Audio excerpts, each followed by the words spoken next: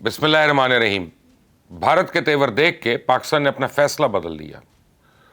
जंग से पहले ही पाकिस्तान ने एक अटल फैसला किया था और इस फैसले का ऐलान भी किया था। वो फैसला यह था कि अगर हमारे दरियाओं में पानी नहीं बहेगा तो फिर यहां पे हिंदुस्तान का खून बहेगा, बल्कि हर हिंदुस्तानी का खून बहेगा। लेकिन अब हमने अपना इरादा बदल लिया, क्योंकि मोदी सरकार के पास अपनी इज्जत, साख और इलेक्शन बचाने के लिए अब कुछ भी बाकी नहीं बचा। क्योंकि भारतीय सेना के पास अपनी बुज़दिली का कोई जवाब अब बाकी नहीं बचा। क्योंकि इस वक्त पूरा भारत अपनी इबरतनाक शिकस्त में मातम कर रहा है। लिहाजा भारत के अज़ाइम को देखते हुए पाकिस्तान ने एक नया फैसला किया और उस फैसले का ऐलान जनरल साहिर शमशाद मिर्जा ने सिंगापुर में होने वाली एक आलमी कॉन्फ्रेंस में कर लिया। ले आप भी सुने कि पाकिस्तान ने क्या फैसला किया। By holding Indus Water Treaty in abeyance is in total defiance of the international laws, since it is an existential threat for the people of Pakistan. If there is any effort to stop, divert, or delay the Pakistan's share of water, as clearly spelled out by our National Security Committee, it could be considered as an act of war. India, in violation of the UN Charter, carried out illegal and unjustified air and missile strikes targeting civilian infrastructure, including the places of worship, resulting into the loss of innocent civilian lives, including women and children. इस conference में दुनिया भर से फौजी वफ्द थे और general Sahir Shamshad Mirza ने इस कॉन्फ्रेंस के जरिए पूरी दुनिया को खबरदार किया कि पाकिस्तान और भारत के दरमियान कशीदगी को कम करने के लिए, मुतनाज़ा मामलात पर बातचीत के लिए, मसाइल के सफारती हल के लिए कोई मैकेनिज्म सिरे से मौजूद ही नहीं है। हालिया लड़ाई में तो अमेरिका और सऊदी अरब समेत कई ममालिक ने बीच बचाव करा दिया, लेकिन भारत की इंतहा पसंद हुकूमत ने अगर अब कोई हमला किया, फिर किसी को बातचीत, मुज़ाकरात या सालसी का किरदार का मौका नहीं मिलेगा। भारत की आबी जारियत को हम एक्ट ऑफ वॉर समझते थे और समझते हैं। लिहाजा भारत की आबी जारियत की वजह से अगर हमारे दरिया रुक गए तो फिर एटम बम चलेगा। पाकिस्तान के इस ऐलान के बाद आप जानते हैं कि मोदी सरकार ने क्या किया। शैतान मोदी ने ऑपरेशन सिंदूर का रुख अब भारत की आम जनता की जानिब मोड़ दिया। पहले इसने सच बोलने वाले सहाफ़ियों और यूट्यूबर्स की गिरफ्तारियां शुरू की थी। अब इसने पूरे इंडिया में पाकिस्तान के जासूसों की तलाश के नाम पे एक वसी तरीन ऑपरेशन शुरू किया। 31 मई को इंडिया की नेशनल इन्वेस्टिगेशन एजेंसी यानी कि NIA ने अपनी प्रेस रिलीज में एक डींग मारी है। NIA के मुताबिक इसने भारत की 8 रियासतों में 15 ऐसी लोकेशंस का सुराख लगाया जहां बैठकर पाकिस्तान अपने जासूसी के नेटवर्क चला रहा था। तो NIA के मुताबिक ये लोकेशंस दिल्ली, मुंबई, हरियाणा, उत्तर प्रदेश, राजस्थान, छत्तीसगढ़, आसाम और मगरबी बंगाल में वाक़ थी। NIA ने यह भी दावा किया है कि इस ऑपरेशन के दौरान दर्जनों इलेक्ट्रॉनिक आलात और माली ट्रांजैक्शंस के सबूत भी हासिल किए गए। तो मैंने जब NIA की ऑफिशियल प्रेस रिलीज पढ़ी तो मेरा माथा ठनका। मैंने अपनी चुड़ैल को दिल्ली भिजवा दिया तो पता करके आए कि इस ऑपरेशन की हकीकत है क्या। तो चुड़ैल वापस आई मेरी और उसने बताया कि हालिया जंग के बाद हिंदुस्तान में मुस्लिम दुश्मनी का वायरस तेज़ी से फैल रहा है। पहले सिर्फ RSS वाले इस वायरस का शिकार थे, लेकिन अब भारतीय फौज और भारतीय इंटेलिजेंस एजेंसीज भी इस मूजी वायरस का शिकार हो चुकी। उन्हें हिंदुस्तान की सड़कों पर फिरता हर मुसलमान पाकिस्तान का जासूस लगता है। उन्हें पाकिस्तान के हक में बात करने वाला हर हिंदू भी पाकिस्तान का जासूस लगता है। इसलिए अब वहाँ धड़ाधड़ गिरफ्तारियाँ हो रही हैं और मोदी सरकार ने अब तक जिन अफराद की गिरफ्तारी जाहिर की है उनमें ज़्यादा तादाद सरकारी मुलाजमीन की है। इनमें से कोई चौकीदार है, कोई क्लर्क है, कोई मामूली अकाउंटेंट है। तो जासूसी के इल्ज़ाम में अब तक जितने भी हिंदुओं को गिरफ्तार किया गया वो सब के सब BJP के सियासी मुखालफीन हैं। उनके अहले खाना, उनके आगे अहले खाना, हत्ता कि इंडियन मीडिया तक कह रहा है कि NNI आम जनता को सियासी इंतकाम का निशाना बना रही है। तो ब्रेकिंग न्यूज़ ये है कि भारत ने राफेल तैयारे और अपनी एयर डिफेंस सिस्टम को रीलोकेट कर दिया। पहले राफेल तैयारे और S-400 air defence system Pakistani सरहद के साथ वाक़ भारतीय एयर बेसेस से मौजूद थे। अब उन्हें यहाँ से उठा के जनूबी रियासतों में मुंतकिल कर दिया गया। पता है ना क्यों? क्योंकि मोदी सरकार डर गई है। उसे यकीन हो गया कि चाइना, पाकिस्तान और बांग्लादेश मिलकर बहुत जल्द चिकन नेक को दबोचने वाले हैं। और मोदी का ये शक बेजा नहीं है। मैंने आपको पहले भी बताया था कि चाइना चंद महीने तक बांग्लादेश में अपना मिलिट्री बेस शुरू करने जा रहा है। आप अपनी स्क्रीन पे तस्वीर देखें। इस तस्वीर में बांग्लादेश के अबूरी सदर जिस शख्स का इस्तकबाल कर रहे हैं वो चीन के वज़ीर तजारत है। वो चाइना और बांग्लादेश के साथ तजारत के मुख्तलिफ मुआहदे करने ढाका आए हैं। बांग्लादेश ने अपने करेंसी नोट से शेख मुजीबुर रहमान की तस्वीर हटा दी है। बांग्लादेश की सुप्रीम कोर्ट ने जमात इस्लामी को बतौर सियासी जमात रजिस्टर्ड करने का हुक्म भी जारी कर दिया। और ये सब इकदामात इस बात का सबूत है कि बांग्लादेश अब पूरी तरह से इंडिया के हाथों से निकल चुका है। कुदरत का असूल है ना, आप ना तो सच को छुपा सकते हैं ना ही किसी की लाश को। सच को छुपाने की कोशिश में आप झूठ बोलना शुरू करें, आपका चेहरा आपके मुंह से निकले हुए लफ्ज़ों के साथ मैच ही नहीं करेगा। आपकी आंखें आपकी ज़ुबान का साथ नहीं देंगी, सामने वाला आपके चेहरे को पढ़ के आपकी आंखों में झांक कर सच तक पहुंच जाएगा। इसी तरह लाश भी छुपाई नहीं छुपती। अब आप इस गड्ढे में दफन करें, इसको जला दें, इसे किसी केमिकल में डुबो के तहलील कर दें, एक ना एक दिन इसको सुराख मिल जाता है।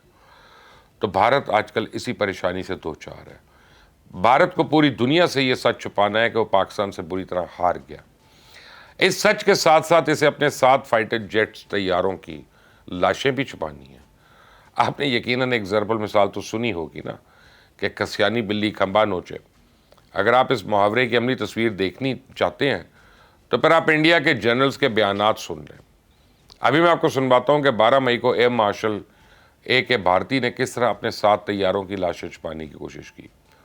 उस बाद 25 मई को इंडियन चीफ डिफेंस स्टाफ ने किस तरह अपनी शिकस्त से पर्दा डालने की कोशिश की। सुने ज़रा ये अपनी शिकस्त को जुटलाने और अपने 7 तैयारों की लाशें छुपाने के लिए किस तरह की तावीलें पेश कर रहे हैं। As for the details, what could have been, how many numbers, which platform did we lose? You know, at this time, I would not like to comment on that because we are still in a combat situation. And if I comment on anything, it will only be advantage adversary. I think what is important is that not the jet being down, but why they were being down. But a jet, Why? at least one jet why? was down? Yeah. Why they were. So the good part is that we are able to understand the tactical mistake which we made, remedy it, rectify it, and then implement it again after 2 days, and flew all our jets, again targeting at long range, which I said. Pakistan claims 6 Indian jets were downed. Is it correct in that estimate? Absolutely incorrect, and that is not information which I said is important. What is important is why they were down. That is more important for us. And what did we do after that? That's more important. भारतीय सेना के यही वो जर्नैल थे ना जिनके बलबूते पे गोदी मीडिया औकात से बाहर हो रहा था। वो मेजर गौरव आर्या, वो जनरल बख्शी, वो बरखा दत्त, वो अर्नब गोस्वामी। पाकिस्तान का कौन सा इलाका है जो 9 मई की रात इन लोगों ने खुदा न खास्ता फतह नहीं किया? पाकिस्तान की कौन सी बंदरगाह या एयरबेस थी जो खुदा न खास्ता इन लोगों ने तबाह नहीं की? भारत में आज वही टेलीविज़न चैनल्स हैं, वही एंकर्स हैं, वही कैमराज हैं, वही स्टूडियोज़ हैं, वही स्टूडियो का स्टाफ है। लेकिन अब ये सारे लोग अपनी फतह की खबरें नहीं दे रहे, बल्कि अपनी शिकस्त को छुपाने की कोशिश कर रहे हैं। अब सुने, ये कमीने अब भी सच का गला घोंटने से बाज नहीं आ रहे। अपनी व्यूअरशिप बरकरार रखने के लिए भारतीय जनता को नया चूरन बेचना शुरू हो गए हैं। सुने ज़रा। हाथ में फोटोज पकड़ पकड़ के दिखा रही थी, यहाँ पावर पॉइंट का इस्तेमाल किया, बड़ी स्लिक पावर पॉइंट प्रेजेंटेशन करी। 7 तारीख को हो क्या रहा था जनाब? 7 तारीख को हमला तो हो चुका था साहब, आधे घंटे में। हमारे क्रूज मिसाइल, हमारे ब्रह्मोस, हमारे स्पाइस, हमारे हैमर ग्लाइड बॉम्ब जिस तरह भूत कर दिए, सारे पुराने हिसाब बराबर कर दिए एक वार में। अरे एक आध अगर गिर भी गया तो क्या हो गया? Who cares? सीडीएस ने कहा हाँ गिरे, बट मेरे लिए जरूरी नहीं है कितने गिरे, हमारे लिए जरूरी था कैसे गिरे। फौजियों पे सवाल खड़ा करने के लिए कि देखो देखो हमारे गिरे, हमारे गिरे, हमारे गिरे। अगर जेट्स लॉस्ट भी हो गए तो यार हमें कौन सा सऊदी अरब या चाइना से पैसे मांग के खरीदने हैं, जैसे पाकिस्तान को मिल रहा है। पाकिस्तान को चाइना दे रहा है भीख में, हमें ऐसा थोड़ा ना। चलो मैं कह रहा हूं कि पाकिस्तानी कहते हैं 6 जेट्स हमारे, मैं कह रहा हूं 16 जेट्स हो गए, ठीक है, पायलट कोई नहीं गया। एक एग्जाम्पल ले लो, मानो कि मैं 6 भी नहीं कह रहा, मैं कह रहा हूं 16 चले गए, 20 चले गए, हमारे लिए हाथ का मैल है यार, अमीर मुल्क है, अमीर मुल्क है। आपने सुना, ये है भारत की मीडिया की औकात। इनके लिए भारत अहम नहीं है, बल्कि रेटिंग अहम है। इनको सिर्फ अपने डॉलर से, अपने नोटों की फिक्र है, भारतीय जनता की कोई परवाह नहीं। ये शैतान मोदी के चेले हैं, उसको भी अपने इलेक्शन की पड़ी है। वो सिर्फ वोट्स के लिए पाकिस्तान का पानी बंद करने की धमकी दे रहा है और अपने आम वोटर्स को की ज़िंदगी दाव पे लगा रहा है, लेकिन शायद वो जानता नहीं है कि इसका अंजाम क्या होगा। चाइना के सरकारी थिंक टैंक के सरबराह डॉक्टर विक्टर गाओ ने कल एक भारतीय टेलीविज़न चैनल पर बैठ के भारत को समझाने की कोशिश की कि अगर तुमने पाकिस्तान का पानी बंद करने की कोशिश की तो फिर इसके नताइज होंगे। डॉक्टर विक्टर गाओ की बात सुनकर भारतीय एंकर को समझ नहीं आई कि ये धमकी है या मशवरा। He didn't know whether to laugh or to cry. सुने। Well, I've said to disregard treaty obligations and to deny water to the people in the downstream against the treaty obligation is, in peacetime, a crime against humanity. In wartime, it may be considered as a war crime. So this is very serious because you're talking about millions of the people in the downstream who may be denied the use of water. And because 70% of a human body is composed of water, if you deny human beings of the use and the benefit of water, you are really killing them. You are denying them living standards and livelihood in the most basic form. So I hope the government in India will be really rational enough in never saying you will never get a drop of water unless you do certain things to me. No, never use water in the Hindus river as a blackmail against the people in... मुझे यकीन है जिस तरह खातून anchor को समझ नहीं आई कि इस चाइनीज़ माहिर की बातें धमकी हैं या मशवरा, इसी तरह मोदी सरकार को और गोदी मीडिया को भी समझ नहीं आएगी कि इनके साथ होने क्या वाला है। ये लातों के भूत हैं, बातों से नहीं मानेंगे।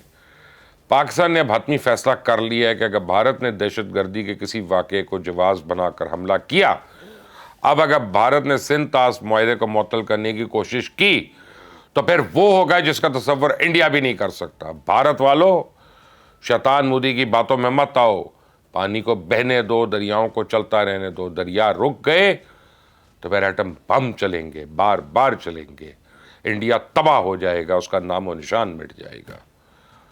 इस चैनल को सब्सक्राइब करें, बेल आइकॉन को प्रेस करें। Until the next time, Allah Hafiz.